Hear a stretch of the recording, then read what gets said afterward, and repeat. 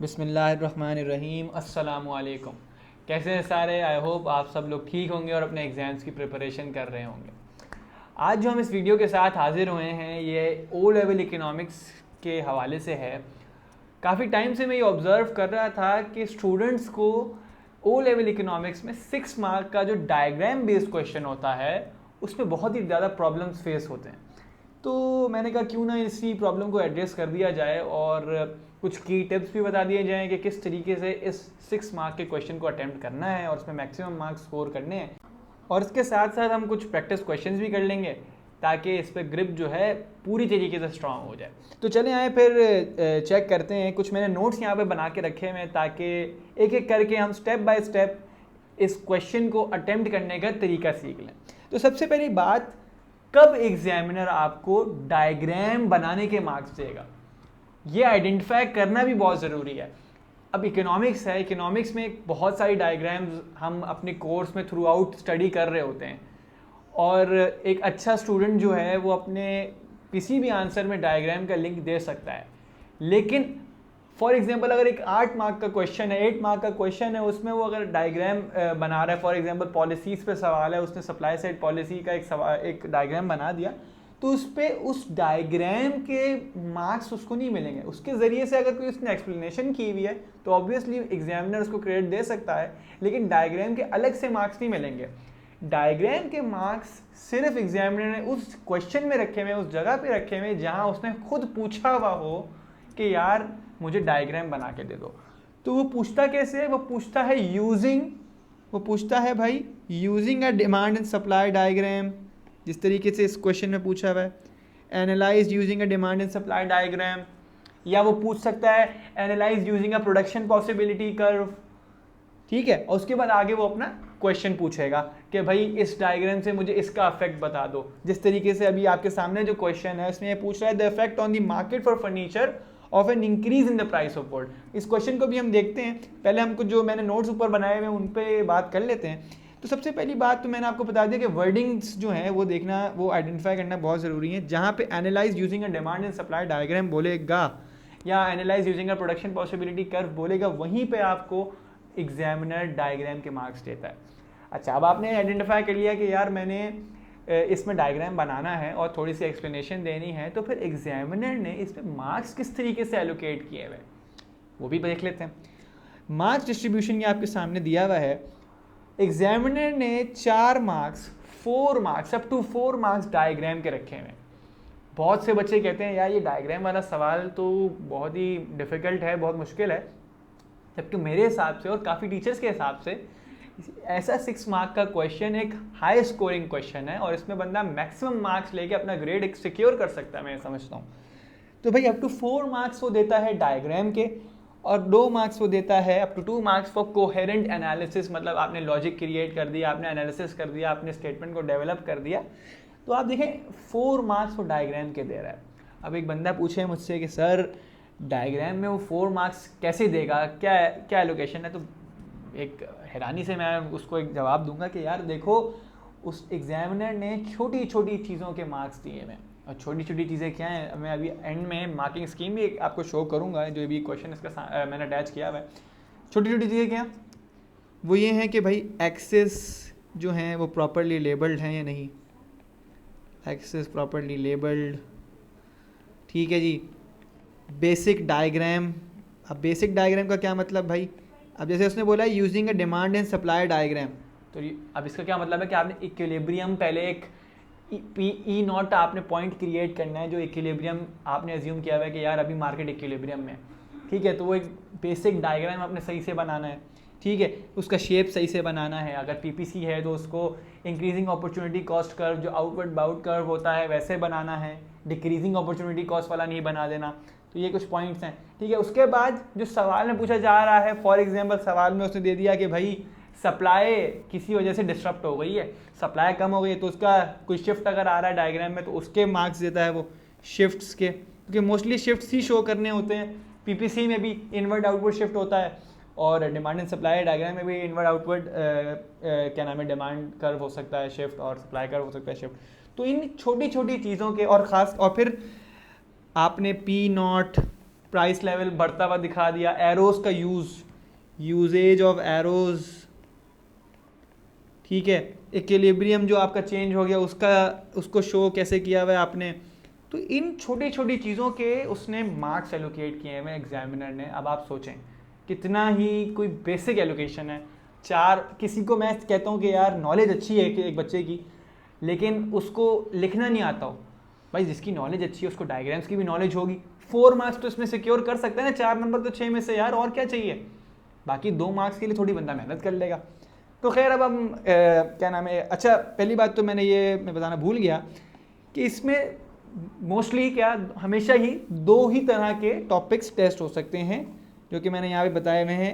एक है PPC production possibility curve, और है क्या demand and supply. Demand and supply में क्या शिफ्ट्स वगैरह पूछे जा रहे होते हैं, पीपीसी में भी तकरीबन शिफ्ट्स वगैरह ही पूछते हैं। एट टाइम्स उसने कोई पॉइंट पूछ लिया कि यार मुझे बता दो कि अनएम्प्लॉयमेंट किस पॉइंट से आप डिराइव करोगे पीपीसी से, अनअटेनेबल कौन सा पॉइंट होता है वगैरह वगैरह, ठीक है। इसी तरीके से भाई मैंने आपको क्या बताया कि ये हाई स्कोरिंग है और डायग्राम बेस्ड क्वेश्चन है, ठीक है। तो चलें अब हम ये जो सामने क्वेश्चन लिखा हुआ है इसको हम लोग स्टेप बाय स्टेप देखते हैं कि किस तरीके से इसमें मैक्सिमम मार्क्स ले सकते हैं। तो सवाल कह रहा है मेरे भाई, analyse using a demand and supply diagram the effect on the market for furniture of an increase in the price of wood, ठीक है भाई। तो उसने आपको एक सिनेरियो दे दिया कि भाई एक डिमांड एंड सप्लाई डायग्राम से मुझे ये शो करके बताओ कि फर्नीचर की मार्केट में क्या फ़र्क पड़ेगा अगर वुड की प्राइस बढ़ जाए। और आपको पता है कि पहली बात तो फर्नीचर मार्केट है और मोस्ट ऑफ द फर्नीचर जो होता है वो आपका वुड से ही बनता है। तो वुड आपका एक रॉ मटेरियल है। क्या चीज़ है भाई? रॉ मटेरियल है। तो रॉ मटेरियल की प्राइस बढ़ जाने से मार्केट पे क्या फ़र्क पड़ेगा वो ये पूछ रहा है, ठीक है भाई। चलें बताते हैं इसके बारे में। अच्छा जी, तो हमें पता है कि रॉ मटेरियल वुड जो है एक रॉ मटेरियल है फर्नीचर का और उसकी प्राइस बढ़ रही है। तो अब हमें पता है जब उसकी प्राइस बढ़ रही है तो उसका मतलब है cost of production furniture dealers हैं उनका कॉस्ट तो बढ़ जाएगी, सीधी बात है भाई। और जब उनकी कॉस्ट बढ़ जाएगी तो आपको पता है सप्लाई कर्व में एक इनवर्ड या जी लेफ्टवर्ड या जी इनवर्ड या लेफ्टवर्ड ही होता है, सप्लाई कर्व में शिफ्ट आ जाए, ठीक है जी। तो ये आइडेंटिफाई करना था इस क्वेश्चन में, ठीक है। इसी के बेस पे आप अपनी एनालिसिस पूरी करें और डायग्राम बना दें। एनालिसिस के आपको यहाँ 2 मार्क्स मिल जाएंगे और 4 नंबर जो हैं वो आपके डायग्राम के। तो चले यहाँ डायग्राम नीचे बनाते हैं इसका, और आप देखिएगा 1 ही मिनट के अंदर डायग्राम आ जाएगा। मेरे पहले से बना के रखा हुआ था, इसको कॉपी कर लिया मैंने। तो अब आप देखेंगे मैंने एक बेसिक इक्विलिब्रियम पहले बना दिया था, ठीक है। इसकी लेबलिंग ज़रा कर लेते हैं, S0, ठीक है जी, और S1 और डिमांड कर्व, ठीक है जी। आपको पता है कि सप्लाई कर्व इनवर्ड और लेफ्टवर्ड क्यों शिफ्ट हो रहा है? क्योंकि कॉस्ट ऑफ प्रोडक्शन बढ़ रही है। कॉस्ट ऑफ प्रोडक्शन बढ़ने की वजह से सीधी बात है उसका जो इंसिडेंस है वो कंज्यूमर्स पे पास ऑन होगा, ठीक है। और प्राइस जो है उस कॉमोडिटी तो खैर नहीं है, फर्नीचर की, क्योंकि फर्नीचर की बात है, फर्नीचर का उसने जिक्र किया है क्वेश्चन के अंदर, तो फर्नीचर की प्राइस बढ़ जाएगी, ठीक है जी। तो यहाँ पे आप कुछ एरोज भी शो कर सकते हैं इस तरीके से। तो यार एक मिनट, अच्छा सा एरो बना दूँ, ठीक है। खैर अच्छा सा नहीं बनाया, आप बना लीजिएगा अच्छा सा। और मज़ीद कुछ लेबलिंग, P0 प्राइस लेवल है यहाँ पे, ठीक है जी, P1 और Q0 और Q1। यहाँ पे आ गया प्राइस, ठीक है जी, और यहाँ पे आ गया क्वांटिटी, ठीक है जी। अगर ये मैक्रो का डायग्राम होता तो यहाँ प्राइस लेवल आया था, मैंने सॉरी पहले प्राइस लेवल बोल दिया था, प्राइस क्योंकि माइक्रो का डायग्राम है, एक मार्केट की बात हो रही है, और यहाँ पे क्वांटिटी। और इसको क्योंकि इसमें फर्नीचर का जिक्र है तो यहाँ आप लिख लें क्वांटिटी ऑफ फर्नीचर, ठीक है जी, और यहाँ आप लिख दें प्राइस ऑफ फर्नीचर, ठीक है जी। और मज़ीद कुछ लेबलिंग आप कर सकते हैं। आपने प्राइस लेवल को इंक्रीज़ करता हुआ दिखा दिया और क्वांटिटी यहाँ पे फर्नीचर की कम होती हुई आपने शो कर दी। तो ये आपने डायग्राम यहाँ पे बना दिया और इसका कुछ छोटा सी जो एनालिसिस है वो आप कैसे कर सकते हैं कि भाई as a result of an increase in the price of wood, as a result of an increase in the price of wood which is a raw material, which is an important raw material for furniture manufacturers, for furniture manufacturer, furniture dealers, this will therefore increase, क्या increase करेगा भाई, this will therefore increase the cost of production, ठीक है, cost of production के बढ़ने की वजह से as a result the furniture manufacturers में have to increase their price in order to meet their cost, ठीक है जी, और प्राइस फर्नीचर की बढ़ जाएगी। जहाँ प्राइस बढ़ेगी तो आप यहाँ ये भी बता सकते हो कि क्वांटिटी ट्रेडेड कम हो जाएगी, जो कि आप डायग्राम के ज़रिए से भी लिंक कर सकते हैं, ठीक है।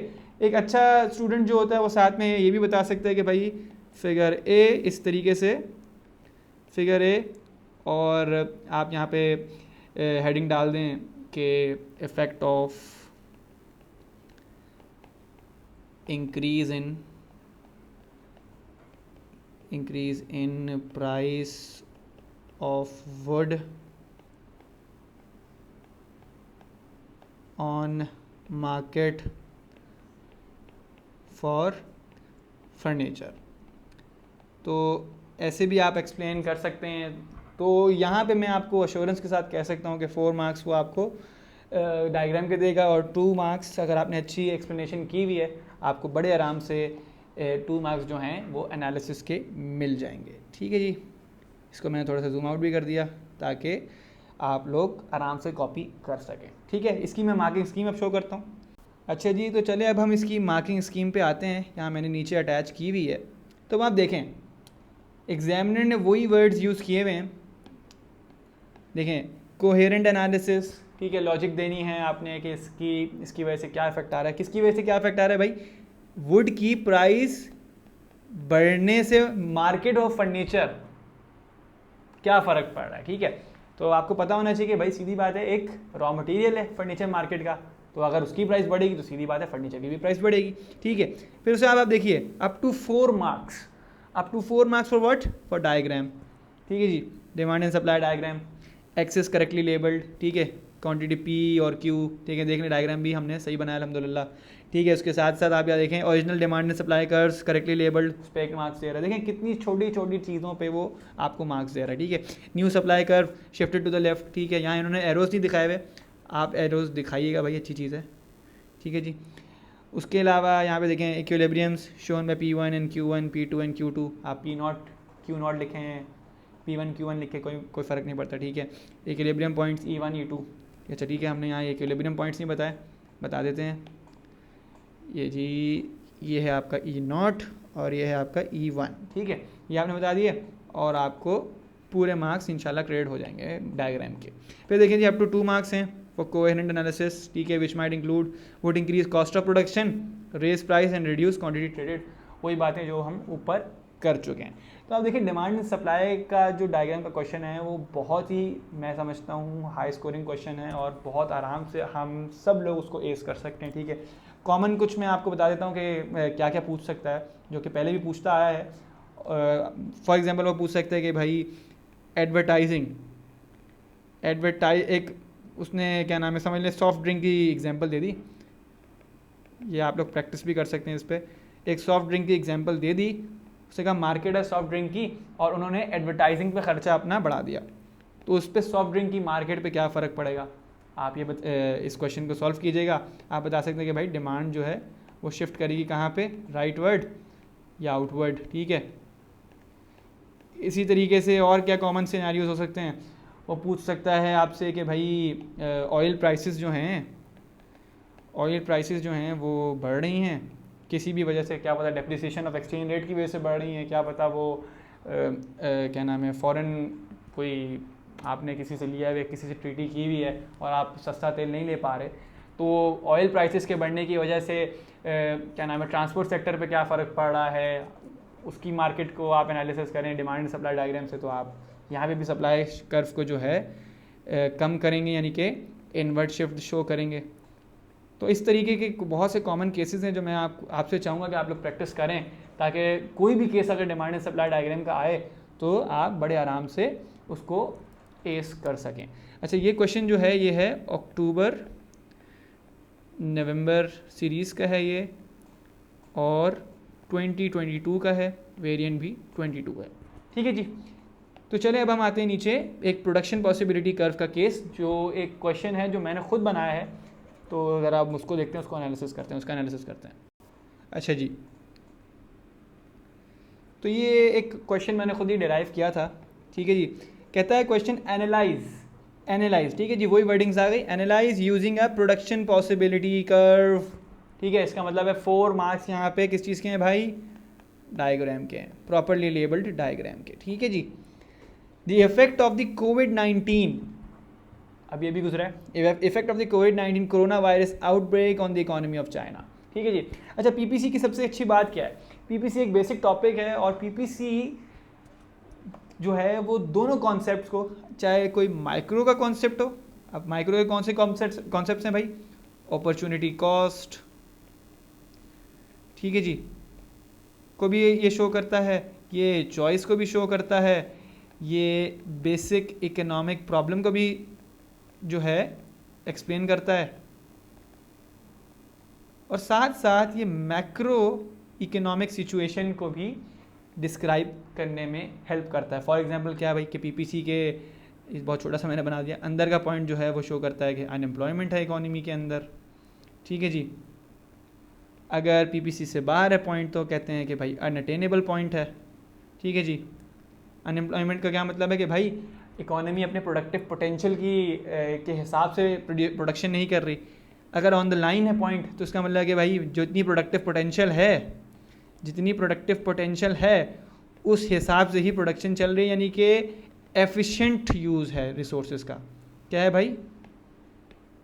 एफिशिएंट यूज़ है। ठीक है जी। तो दोनों चीज़ों को एक्सप्लेन करने के काम आ सकता है। तो आप भी रेडी रहिएगा कि वो माइक्रो के हिसाब से भी सवाल पूछ सकता है और मैक्रो के हिसाब से भी सवाल पूछ सकता है। ठीक है जी। तो यहाँ पे जो है मैक्रो के हिसाब से सवाल पूछा गया कि भाई कोविड-19 कोरोना वायरस पेंडेमिक की वजह से चाइना की इकोनॉमी में क्या फ़र्क पड़ा, ये बताओ मुझे प्रोडक्शन पॉसिबिलिटी कर्व के ज़रिए से। अब इस पे 4 मार्क्स उसने कहाँ पे एलोकेट किए हुए होंगे भाई? सीधी बात है, उसने एलोकेट किए हुए होंगे, जो कि इसमें तो एग्जामिनर मैं ही हूँ, क्योंकि ये क्वेश्चन अभी तक आज तक नहीं आया भाई, मैंने बनाया, मतलब ये जो स्पेसिफिक कोविड-19 पे। तो इस पर प्रॉपरली लेबल्ड एक्सिस पे क्वेश्चन होगा कि भाई आपने कंज्यूमर गुड, कैपिटल गुड्स, ज़रूरी नहीं है आप कंज्यूमर कैपिटल लिखें, आप गुड एक्स गुड वाई भी लिख सकते हैं। ठीक है। प्रॉपर्टी कह रहा हूँ, सॉरी ये मैंने यहाँ बना दिया। प्रॉपरली लेबल्ड जो बेसिक पीपीसी है वो होना चाहिए। ठीक है। आउटवर्ड बाउट जिसको हम कहते हैं, कॉनकेव टू द ओरिजिन कहते हैं। ठीक है जी। और उसके बाद उसका जो शिफ्ट है, जो असल क्वेश्चन है, वो आपने सही बनाया है या नहीं, उसके ऊपर मार्क्स उसने एलोकेट किए हुए होंगे। ठीक है जी। तो सीधी बात है, कोविड-19 कोरोना वायरस आउटब्रेक की वजह से आपको पता है हमारी इकोनॉमी, पाकिस्तानी इकोनॉमी भी लॉकडाउन में चली गई थी काफ़ी टाइम तक। ठीक है। लॉकडाउन थे, वर्कर्स की हेल्थ, मोटिवेशन वगैरह ख़राब थी। ठीक है जी। इसी तरीके से आपका इकनॉमी जो है वो बंद हो गई थी, तो उसकी वजह से इकोनॉमिक ग्रोथ भी अफेक्ट हो गई थी। और आपको ये पता होना चाहिए कि एक पीपीसी जो है वो इकोनॉमी का प्रोडक्टिव क्या शो करती है भाई? प्रोडक्टिव पोटेंशियल शो करती है। अब आपको पता है कि जब इकोनॉमी ही बंद हो गई, लॉकडाउन्स में चली गई, इनकम जनरेट होना कम हो गई, बिजनेसेस बंद होना शुरू हो गए, क्योंकि सीधी बात है जो मेन बिजनेसेस थे, एक्सेप्ट फॉर दी सैनिटाइजेशन, जो क्या नाम है, सैनिटाइजर्स का बिजनेस है, सोप्स का बिजनेस है, इन सब के अलावा सारे बिजनेसेस क्योंकि सीधी बातें बंद थे, वर्क फ्रॉम होम हो रहा था और पता नहीं क्या क्या, स्कूल्स बंद थे, efficient use of resources economy के अंदर कम हो गई थी। ठीक है भाई, कम हो गई थी, और economy, most of the economies went into recession. ठीक है जी। मोस्ट ऑफ द इकोनॉमीज़ के अंदर अनएम्प्लॉयमेंट ऑफ रिसोर्सेज हो गई थी, मोस्ट ऑफ द इकोनॉमीज़ के अंदर अनएम्प्लॉयमेंट बढ़ गई थी। तो एक पीपीसी उस वक्त इनवर्ट शिफ्ट करता है जब उसकी जो प्रोडक्टिव पोटेंशियल है वो रिड्यूस हो जाए। प्रोडक्टिव पोटेंशियल क्या हो जाए भाई? रिड्यूस हो जाए। और ये हमने एक क्या नाम है, रिसेंट केस ही है कि कोविड-19 पेंडेमिक की वजह से बहुत सारी इकोनॉमीज़ जो हैं उन्होंने सफ़र किया। तो सीधी बात है भाई, मैंने यहाँ लिखा है as a result of the corona virus outbreak the Chinese economy had to face severe economic conditions which were boosted by lockdown and temporary ban on trade. ठीक है, सीधी बात है भाई, इंटरनेशनल ट्रेड भी बंद हो गई थी क्योंकि लोगों को डर था कि कहीं वायरस का आउटब्रेक और ना बढ़ जाए। ठीक है, उसके साथ साथ मैंने लिखा है the economy therefore could not operate at its maximum capacity, there was loss of output and incomes, जो मैंने आपको अभी एक्सप्लेन किया। This can be shown by an inward and leftward shift. ठीक है जी, ये देखें किस तरीके से मैंने यहाँ पे लिंक किया, तो लिंक करना भी बहुत ज़रूरी है। In the PPC indicating a loss of productive potential, आराम से 6 मार्क्स मिलेंगे। ये क्वेश्चन आप लोग देख लें आराम, इसी तरीके से पीपीसी के क्वेश्चन के अंदर आपने पैटर्न फॉलो करना है। अच्छा, एक आखिरी चीज़ मैं आपको ये भी बता दूं कि यार देखो, यहाँ डेफिनेशन का देना ना कोई ज़रूरी नहीं है, लेकिन एडवाइज्ड है कि यार आप डायग्राम से डायरेक्ट स्टार्ट ना करें।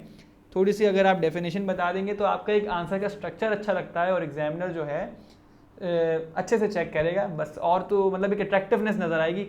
बाकी इसमें कोई वो मसला नहीं है, आप ना भी बताएं डेफिनेशन तो तब भी आपको मार्क्स, अगर आपने सही एक्सप्लेन किया तो पूरे ही मिलेंगे।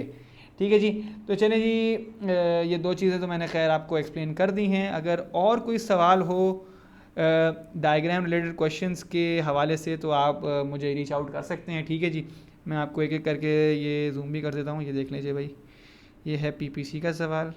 ठीक है जी, इसके अलावा यहाँ पे स्क्रीनशॉट ले सकते हैं, ये है डिमांड एंड सप्लाई का सवाल। ठीक है जी, इस पर प्रैक्टिस करते रहिएगा और कमेंट सेक्शन में ज़रूर फीडबैक दीजिएगा, वीडियो को लाइक कीजिएगा, शेयर कीजिएगा, कमेंट कीजिएगा और चैनल को सब्सक्राइब ज़रूर कीजिएगा।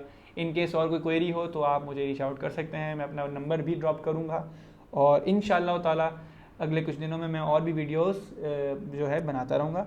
एक आखिरी चीज़ मैं आपको वीडियो एंड करने से पहले ये बता दूँ कि मैंने अपनी एक मैक्रो इकोनॉमिक्स के लिए, मैक्रो इकोनॉमिक्स के जो पास्ट पेपर्स हैं, ठीक है जी, पास्ट पेपर्स हैं लेटेस्ट, उनके सॉल्व्ड सॉल्यूशंस जो हैं वो मैंने अपने आंसर बुकलेट में कंपाइल करे हैं और इसका जो एक्सेस है वो मैं स्टूडेंट्स को फ्री ऑफ कॉस्ट दे रहा हूँ till the 25th of May, जिस दिन आप लोगों का ओ लेवल इकोनॉमिक्स स्टूडेंट्स का एग्ज़ाम है।